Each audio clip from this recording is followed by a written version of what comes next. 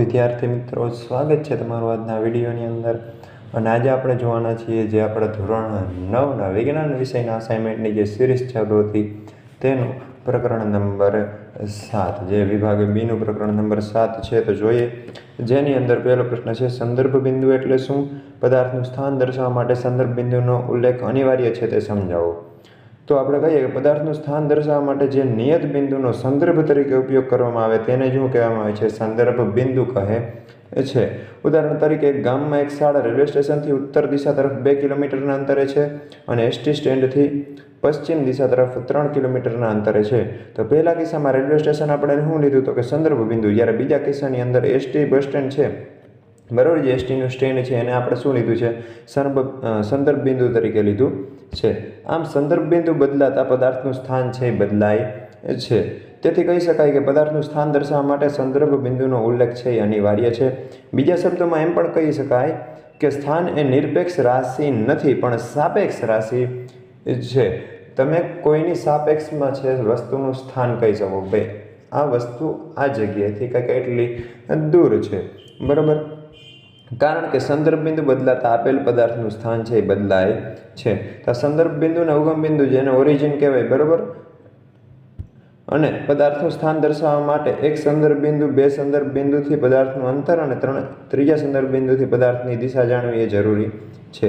પ્રશ્ન બીજો છે, સ્થાનાંતર માટે નીચેના પૈકી કયું સાચું? તો કે શૂન્ય હોઈ શકે નહીં, બરાબર, તો એ તો ખોટી વસ્તુ છે, કારણ કે સ્થાનાંતર શૂન્ય હોઈ શકે। ધારો કે અહીંયા કોઈ વસ્તુ પડી છે, એક એટલા અંતરે જાય, ધારો કે આ 5 મીટર અંતર કાપ્યું અને ત્યાંથી ફરી પાછી રિટર્ન આવી, તો અંતર અહીં પાછું 5 મીટર કપાય એટલે ટોટલ અંતર થાય 10 મીટર, પણ સ્થાનાંતર તો શું થાય? શૂન્ય, બરાબર, એટલે કે એ શૂન્ય હોઈ શકે, એટલે માટે આ વિધાન ખોટું પડે। તેનું મૂલ્ય પદાર્થ દ્વારા કપાયેલા અંતર કરતાં વધુ હોય, આ ક્યારેય શક્ય નથી, બરાબર, કારણ કે અહીંથી અહીંયા પદાર્થ ગયો, મીન્સ કે કોઈ વસ્તુ ગઈ અને પાછી રિટર્ન આવી તો અંતર 10 મીટર થયું, પણ એ સ્થાનાંતર શું થઈ ગયું? શૂન્ય। એટલે આપણે એવું કહી શકીએ, ધારો કે કોઈ એક જગ્યાએથી આપણે કહીએ કે ભાઈ આ જગ્યાએથી વસ્તુ એટલી દૂર ગઈ છે 10 મીટર, ધારો કે, બરાબર, અહીંયા પહોંચી આ પોઈન્ટ ઉપર, તો આ પદાર્થે કરેલું સ્થાનાંતર અને અંતર આવા કિસ્સામાં સેમ થઈ ગયું, પણ ક્યારેય સ્થાનાંતર છે પદાર્થના અંતર કરતાં વધી શકે નહીં, તેટલા માટે બંને વિધાન ખોટા છે, કારણ કે સ્થાનાંતર શૂન્ય હોઈ શકે અને સ્થાનાંતરનું મૂલ્ય છે એ કપાયેલ અંતર જેટલું અથવા તો તેનાથી કેવું હોય છે? ઓછું હોય છે, એના કરતાં વધુ ન હોય। આગળ વધીએ કે નિયમિત ગતિ અને અનિયમિત ગતિ સમજાવો। નિયમિત ગતિ એટલે શું? તો કે જો કોઈ ગતિમાન પદાર્થ સુરેખ પથ પર સમયના એક સરખા ગાળામાં એક સરખું, એટલે કે એક જ દિશામાં અંતર કાપતો હોય તો તે પદાર્થ નિયમિત ગતિ કરે છે, આવું કહેવાય। એના ઉદાહરણમાં ધારો કે કોઈ એક પદાર્થ છે 5 મીટર અંતર પહેલી સેકન્ડમાં, બીજું 5 મીટર અંતર બીજીમાં, ત્રીજું 5 મીટર અંતર ત્રીજી સેકન્ડની અંદર અને 5 મીટર અંતર ચોથી સેકન્ડમાં કાપે, તો અહીં પદાર્થ સમયના એક સરખા ગાળાની અંદર એક સરખું જ અંતર કાપે, દર સેકન્ડે 5-5 મીટર અંતર કાપે, તેથી આ પદાર્થને શું કહેવાય છે? તો કે આ પદાર્થ નિયમિત ગતિ કરે છે એવું કહી શકાય। જ્યારે અનિયમિત ગતિમાં શું હોય? તો કે જો કોઈ ગતિમાન પદાર્થ સુરેખ પથ ઉપર સમયના એક સરખા ગાળામાં એક સરખું અંતર એક દિશામાં કાપતો હોય નહીં તો તે પદાર્થ અનિયમિત ગતિ કરે છે એવું કહેવાય। જેમ કે ભરચક રસ્તા પર થતી કારની ગતિ, બરાબર, ક્યારેક જે એક્સેલરેટર કરશે, બરાબર, ક્યારેક બ્રેક મારશે, તો ક્યારેક તો રેડ સિગ્નલ થઈ જાય તો ઊભું પણ રહેવું પડે। તો રસ્તા પર ટ્રાફિક હશે તો કારની ઝડપ ધીમી હશે, રસ્તો ખુલ્લો હશે તો કાર ઝડપથી આગળ વધશે અને ટ્રાફિક સિગ્નલ લાલ થતાં તે ત્યાં થોભી જશે। આમ કાર સમયના એક સરખા ગાળામાં એક સરખું અંતર કાપતી નથી એવું કહી શકાય। તેથી જ કારની ગતિ જે અહીંયા કેવી છે ભરચક રસ્તા ઉપરની? તો કે અનિયમિત ગતિ છે એવું કહેવાય।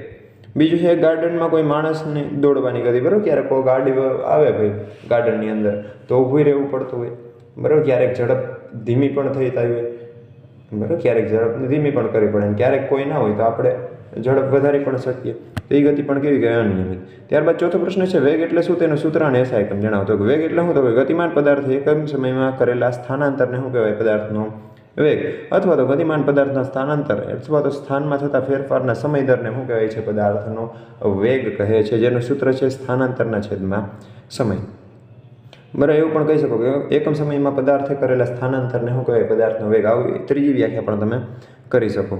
ત્યારબાદ તેનો એસઆઈ એકમ મીટર પર સેકન્ડ છે અને તે કેવી છે? સદિશ રાશિ છે। સદિશ અને અદિશ એટલે શું? તો કે અદિશ રાશિ એને કહેવાય જેને દર્શાવવા તમારે ખાલી મૂલ્યની જરૂર પડે, બરાબર, દિશાની જરૂર પડે નહીં, પણ સદિશની અંદર શું હોય? તો કે મૂલ્ય અને દિશા આ બંનેની જરૂર પડે, બરાબર, એવી રાશિને સદિશ કહેવાય। ત્યાં વેગ છે એ સદિશ રાશિ।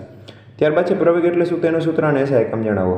તો કે એકમ સમયમાં ગતિમાન પદાર્થના વેગમાં થતા ફેરફારને શું કહે છે, પ્રવેગ. અથવા તો ગતિમાન પદાર્થના વેગમાં થતા ફેરફારનો જે સમય દર છે એને શું કહેવામાં આવે છે, પ્રવેગ કહેવામાં આવે છે. તો પ્રવેગ એનું સૂત્ર થાય વેગમાં થતો ફેરફારના છેદમાં સમય, અને એસઆઈ એકમ છે મીટર પર સેકન્ડ સ્ક્વેર. આ જે લખ્યું છે આ રીતે છે, મીટરના છેદમાં સેકન્ડનો વર્ગ, બરાબર, આ રીતે કંઈક. અથવા તો તમે એને metre into second raise to -2 આવું પણ લખી શકો.